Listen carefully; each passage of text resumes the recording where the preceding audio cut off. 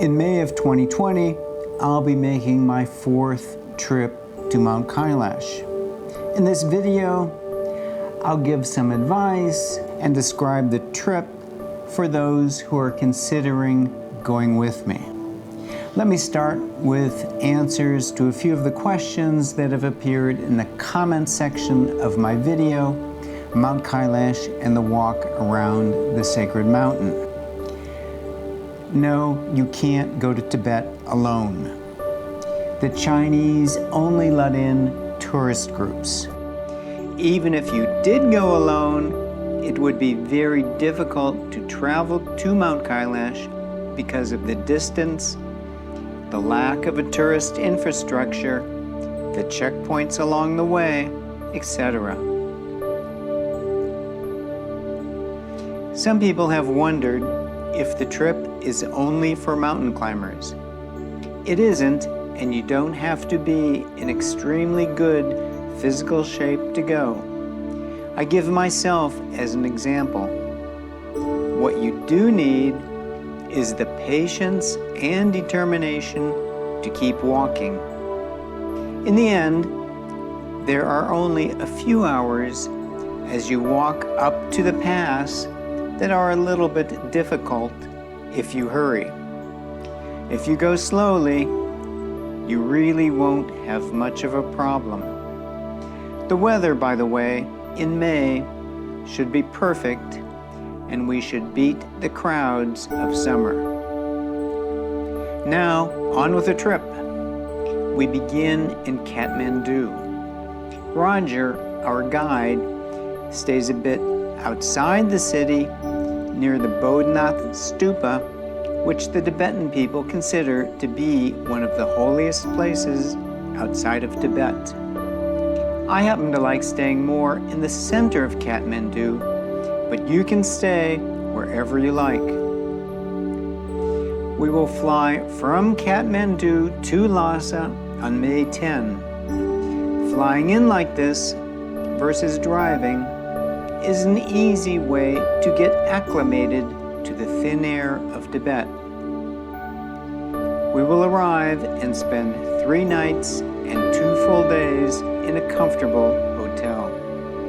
On day 4, we will begin the 6-day trip across Tibet to Mt Kailash. This means that we will be in Tibet for 10 full days of acclimatization before we begin the walk, which will make a huge difference in your comfort level.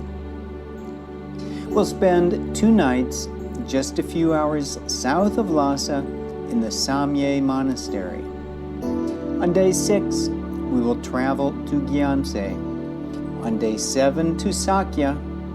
On day 8 to Saga, all the while visiting temples and seeing some of the most spectacular scenery on earth. On day 9, we will arrive in Darchen, the village from where the walk around the mountain begins. The walk will begin on day 11. The first day takes us through some of the most magnificent scenery of the walk and ends in what is certainly the most spectacular view of the mountain, that of the north face, where we will spend 2 nights.